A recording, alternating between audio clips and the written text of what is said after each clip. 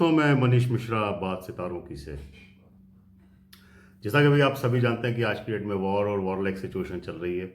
मेरे को भी कई लोगों ने बोला कि इस सिचुएशन के ऊपर आपको भी अपना कुछ कमेंट या अपना वीडियो बना करके पोस्ट करना चाहिए। वैसे तो मैंने कभी आज तक जियो पॉलिटिक्स या किसी इस तरह की घटनाओं को लेकर कोई पोस्ट नहीं किया, लेकिन कुछ ग्रहों की स्थिति को देखते हुए मेरे को लगा कि ये पोस्ट मेरे को करना चाहिए।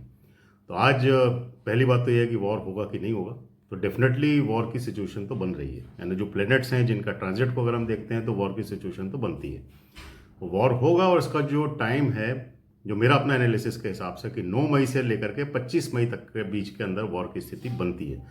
और सबसे ज़्यादा अगर हम देखें जो प्रबल संभावना वॉर की बनती है तो वो 14 मई के बाद बनती है। और 14 मई के बाद में अगर वॉर होता है तो इंडिया की पोजीशन बहुत अच्छी होगी और इंडिया जैसा चाहती है उस तरीके से उसको सारे रिजल्ट्स मिलेंगे। क्यों बन रही है? क्योंकि आप देखेंगे कि 3 ग्रह यहाँ पे ट्रांजिट में आ रहे हैं। सबसे पहले कि अगर हम बात करते हैं गुरु की, तो वो अपना इंडिया की जो पत्रिका उसके अंदर वो सेकंड हाउस के अंदर जा रहे हैं। अगर हम बात करते हैं राहु की, तो राहु भी अगर हम देखें तो वो मीन राशि से निकल कर कुंभ राशि के अंदर आ रहे हैं। केतु की अगर हम बात करें तो केतु भी जो है वो कन्या राशि से निकल करके सिंह राशि के अंदर आते हैं। तो अगर हम इस स्थिति के अंदर देखते हैं, क्योंकि गुरु जो कि मिथुन राशि के अंदर आ रहे हैं, जो कि वायु तत्व की राशि है। राहु की अगर हम बात करें तो वो जल तत्व की राशि से, यानी जो वाटर एलिमेंट की राशि से निकल करके एयर एलिमेंट की राशि के अंदर आ रहे हैं। और इसके बाद में अगर हम केतु की बात करें तो वो भी अगर हम देखते हैं कि एक स्थिर राशि से निकलने के बाद में फायर की राशि के अंदर आ रहे हैं। तो ये सिचुएशन जो बन रही है वो पूरी वॉर की सिचुएशन को दिखाती है।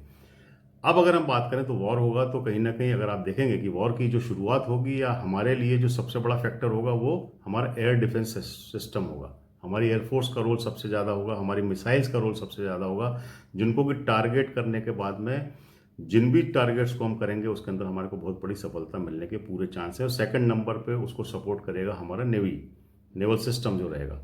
इस वॉर के अंदर अगर हम देखा जाए तो सिर्फ आर्मी जो है वो एक सपोर्टिंग सिस्टम के तरीके से काम करेगी, फ्रंट पे लेकर के काम नहीं करने वाली है।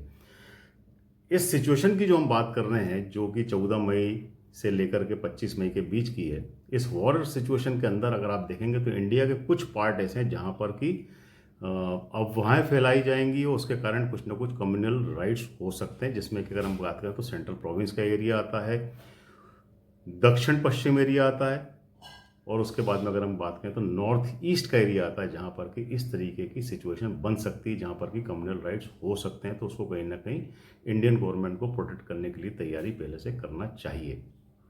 एक चीज़ और इस सिचुएशन के अंदर निकल करके आ रही है कि इस वॉर के अंदर इंडिया को कहीं ना कहीं फाइनेंशियल बर्डन आने वाले हैं, कुछ कैजुअलिटीज़ भी होंगी। लेकिन ओवरऑल अगर हम देखेंगे, क्योंकि गुरु का जो ट्रांजिट हो रहा है वो हमारे अच्छे इंडिया की जो पत्रिका उसके अंदर उनके सेकंड हाउस के अंदर जा रहा है, तो हमारे को जितना भी सपोर्ट मिलना चाहिए बड़ी कंट्रीज से मिलेगा, फाइनेंशियल सपोर्ट मिलेगा। और जो डायलॉग्स इंडिया के चल रहे हैं वर्ल्ड लेवल के अंदर, उसके अंदर भी इंडिया को अच्छी सक्सेस मिलने की चांसेस हैं। और एक बार और बता दूं आपको, क्योंकि इंडिया के अंदर अभी चंद्र की महादशा चल रही है जो कि सितंबर तक है और बहुत अच्छी दशा है, जो कि पिछले 10 साल से चल रही है। एक बात और इसमें मैं आपको बताना चाहूँगा कि इस ड्यूरेशन के अंदर अगर हम देखेंगे तो इंडिया के कोई एक बड़े लीडर के ऊपर कोई बड़े एलिगेशंस भी लग सकते हैं, या किसी ना किसी तरीके से उनकी लाइफ थ्रेटनिंग, यानी उनकी जान की हानि का खतरा भी हो सकता है। तो ये वीडियो मैंने हमारे काफ़ी जो फॉलोअर्स उनके कहने के ऊपर बनाया है। देखते हैं